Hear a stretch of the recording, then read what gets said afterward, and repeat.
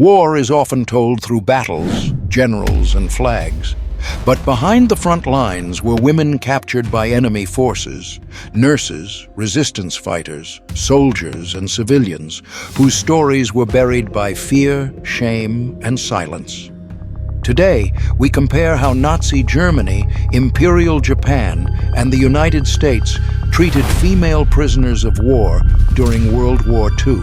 This is not a ranking of goodness, it is a historical comparison of systems, policies, and outcomes. We begin with Germany, then Japan, and finally, America.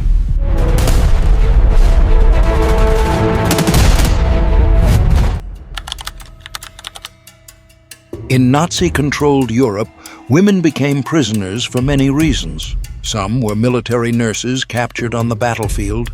Others were resistance fighters, couriers, radio operators, or intelligence agents. Millions more were civilians, especially Jewish women, Roma women, and political opponents. To Nazi ideology, many of these women were not soldiers or civilians at all. They were enemies to be eliminated. Germany ran a vast network of camps, POW camps, concentration camps, and extermination camps.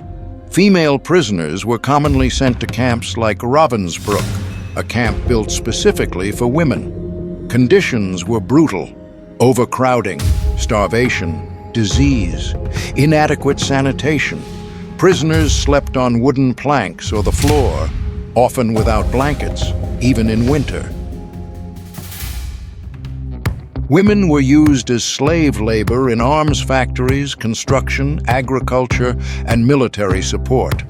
Workdays were long, food rations were minimal, exhaustion was constant. If a woman collapsed, she was beaten or worse. Sexual violence was widespread, though rarely documented. Guards used rape as a tool of terror and control. Pregnant prisoners were often forced into abortions or had their newborns taken and killed. For Jewish women, the danger was absolute. Many were sent directly to gas chambers upon arrival. Female prisoners were subjected to inhumane medical experiments, sterilization, exposure to infections, testing of drugs, and surgical procedures without anesthesia. Survival often depended on luck. Although Germany had signed earlier conventions, Nazi racial ideology overrode international law. Soviet female soldiers were frequently executed immediately. Resistance fighters were labeled criminals, not POWs. After the war, few survivors spoke openly. Many were traumatized, physically broken, or socially shamed. Justice came late, if at all. In Nazi Germany, female POWs were dehumanized. Survival itself was an act of resistance.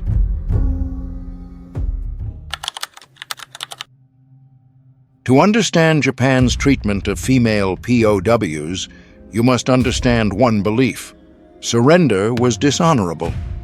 Because Japanese soldiers were taught never to surrender, they believed enemy prisoners deserved no respect.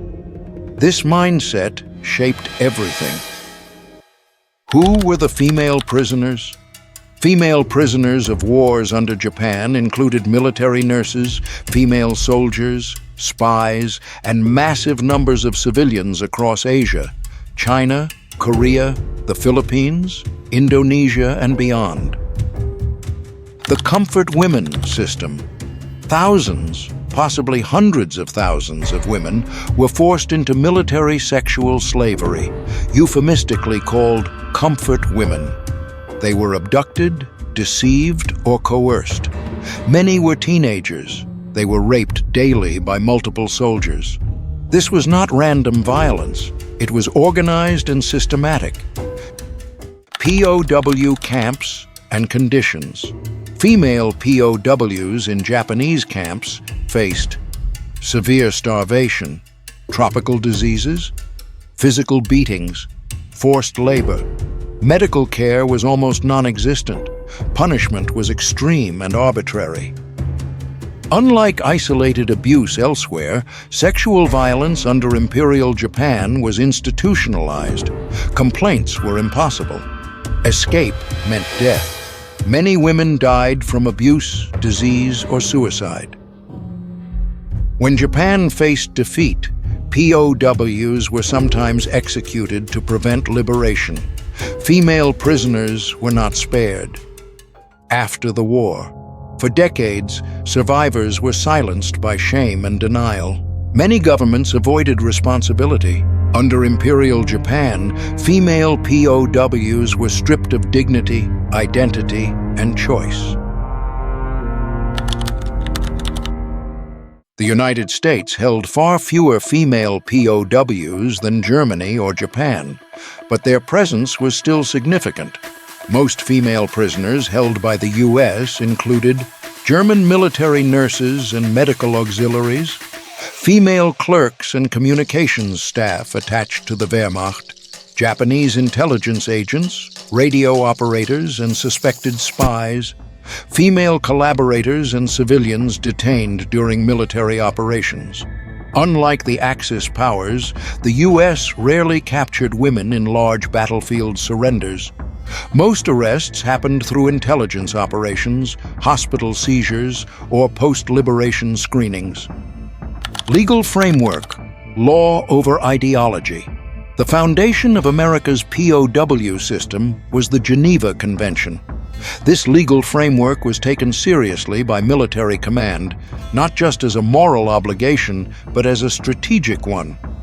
The U.S. believed that humane treatment of prisoners would encourage enemy surrender, protect American POWs held abroad, maintain discipline within U.S. forces. Female POWs, therefore, were treated first as prisoners under law, not as enemies to be destroyed. Female POWs were usually housed in separate compounds or segregated sections of existing camps. These facilities were guarded, regulated, and inspected. Conditions were basic but stable.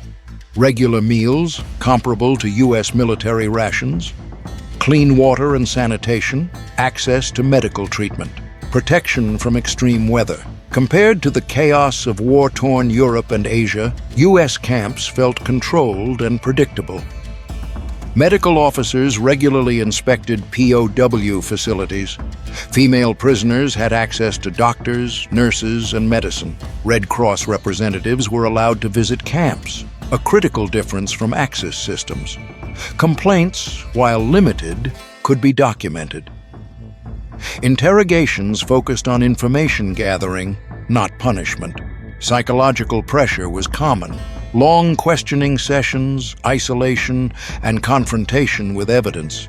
But physical torture was prohibited. Female POWs were not beaten as a method of interrogation. Violations, when discovered, were subject to investigation. Female POWs could be assigned work under strict rules: cooking, cleaning, laundry, clerical or translation work. Dangerous, humiliating, or combat-related labor was forbidden. Work hours were regulated, and prisoners received small wages credited to camp accounts. Daily life followed routines: roll calls, meals, work assignments, and rest periods, creating a sense of order absent in many other camps worldwide. Sexual abuse was not systemic and not tolerated as policy. When incidents occurred, they were treated as crimes. Several U.S. soldiers were court-martialed during the war for abusing prisoners, reinforcing the message that POW mistreatment damaged military honor and discipline. This does not mean abuse never happened. War zones are chaotic, but the system itself aimed to prevent it. Despite better conditions, captivity still took a toll. Female POWs experienced fear, isolation, uncertainty about their families. Humane treatment did not erase trauma, but it reduced physical destruction and long-term injury. After the war, repatriation. As the war ended, The U.S. moved quickly to repatriate female POWs. Most were transferred to the Red Cross and returned home within months. There were no mass executions, no forced labor after surrender, no retaliatory punishment. Many former prisoners later described American captivity as strict, controlled, but humane. America's POW system was imperfect, but it functioned under law, oversight, and accountability, making it fundamentally different from Germany and Japan. Final comparison: Germany ruled through ideology and extermination. Japan ruled through honor culture and organized cruelty. America ruled through law, order, and military regulation. This does not erase suffering, but it explains differences.